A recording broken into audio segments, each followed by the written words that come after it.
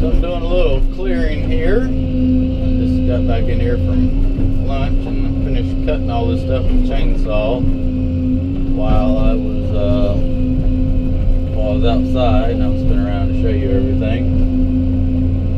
Got all these logs cut up, got the stumps cut off, and logs cut out of them, and all these trees here. So, but while I was sitting at lunch, I watched Cotton Top's video again about his, story time and the creeper, the creeper that he had, and I mean it was a real eye-opening video of the situation he had. I mean, the lengths that guy went through to do whatever he wanted to do, I guess. But it got me thinking about some of the instances that I've had over my 10 years of YouTube. And let me knock on some wood here. Knock, knock.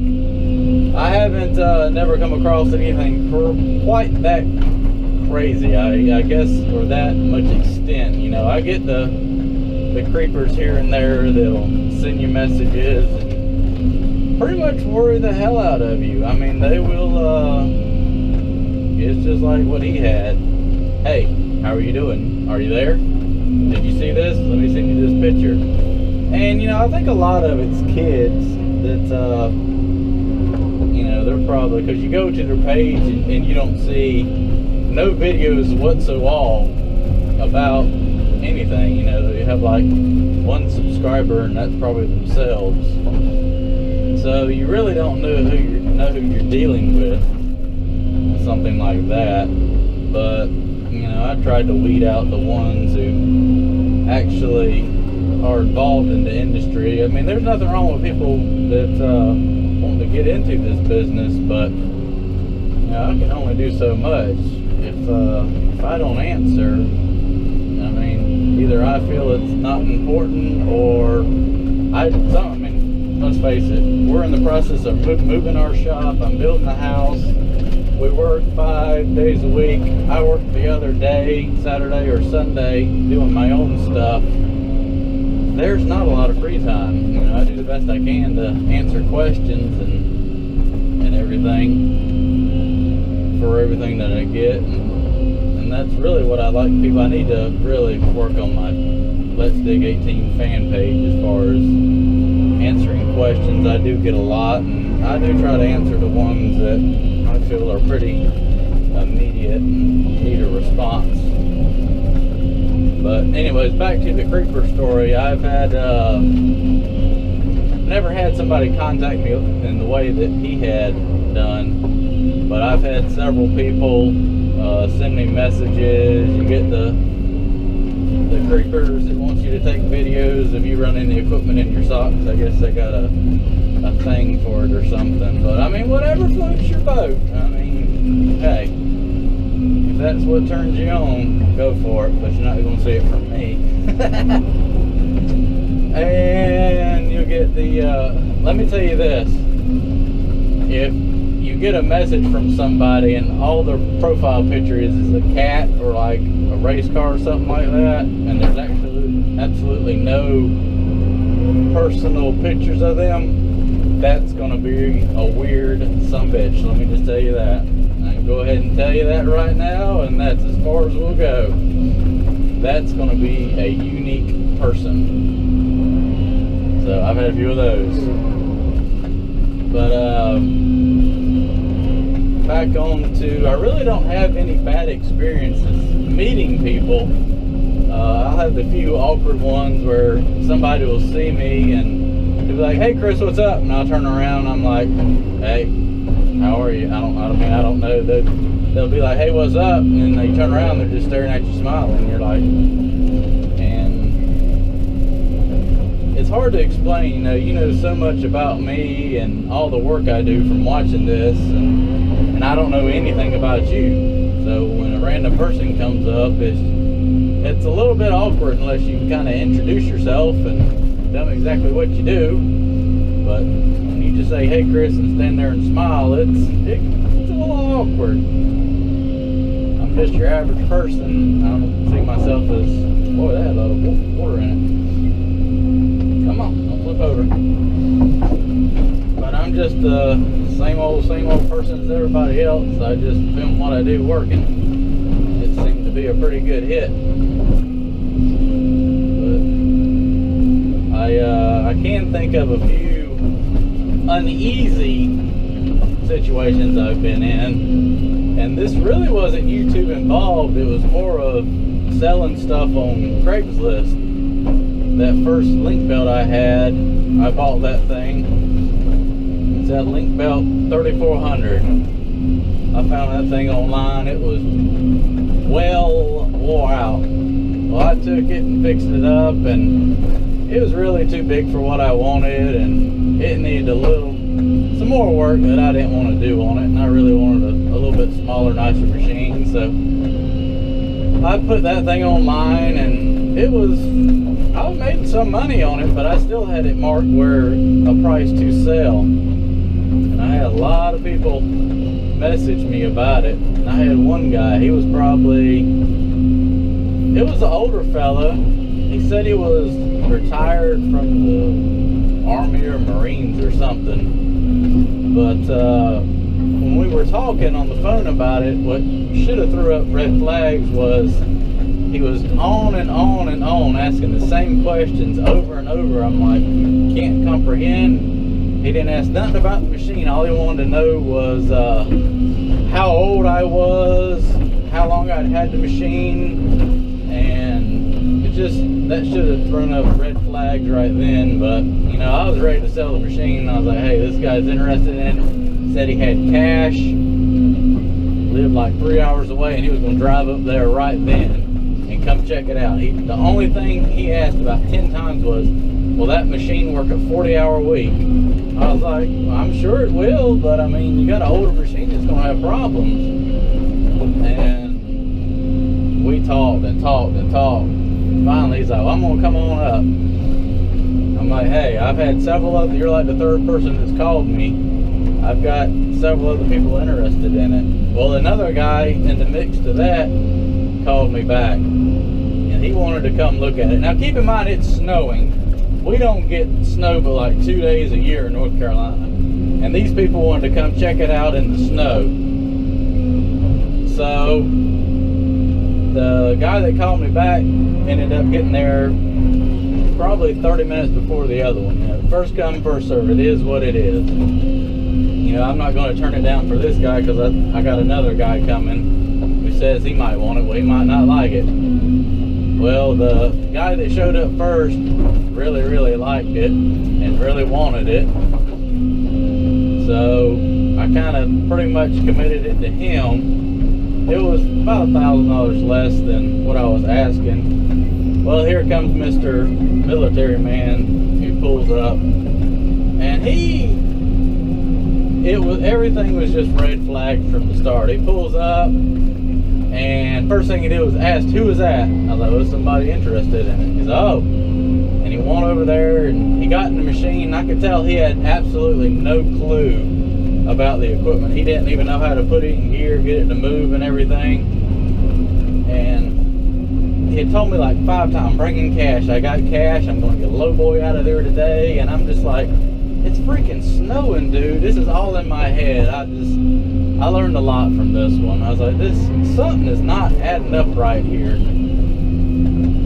And he goes back and he pulls out his money back there, and he's showing me this cash. And I wanted, like, I was asking $26,000 for it.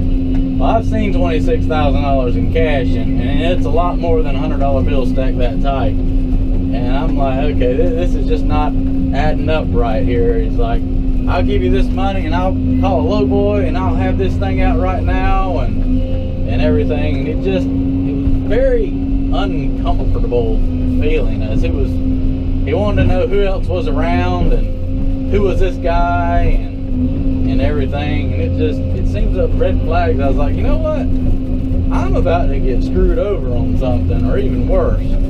So I was very thankful that that guy was there. I mean, he was a big guy too, and I'm sure he had a pistol on him too. But here I was standing out there. You know, I didn't have a damn thing on me. Everything I got packing was inside the house. I didn't even think about that. So we're talking back and forth, and he gets all pissed off because I done sold it to the other guy, and he said he would go ahead and write me a check for it right then and buy it.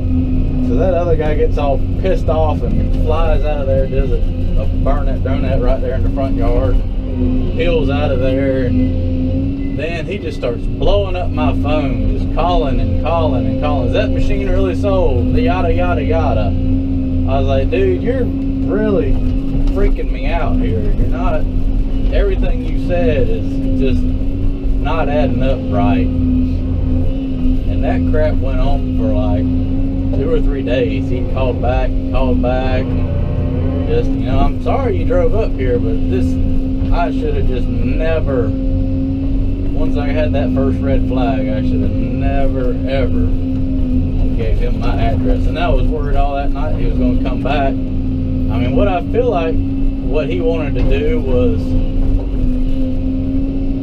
pay me whatever. I think he probably, it looked like he had like $5,000 or $6,000. Give me that. And I think he really wanted to find a truck to get that machine out of there. And either I would have got screwed on the rest, which I wouldn't have let him take the machine, or he would have gave me that money if he managed to come up with it, and probably come back and rob me that night after taking the machine. I mean, that's kind of the situation that I felt. So I was, let's just say I was armed for the few days after that. That was an experience. You really got to watch people. You don't never know what you're going to get into. Window's getting a little foggy. So what else have I had experience? I don't know. Whenever it comes to selling something, you're gonna get some unique people. I don't think there's anything you can do about it. I mean, I've had people come up and just be a nice, smooth transaction. And hell, it ended up being that guy that did buy that machine.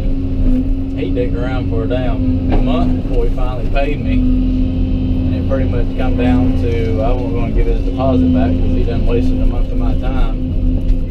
And I think he had searched around and found a machine he liked better. And I was like, well, you're going to lose your deposit. It is what it is.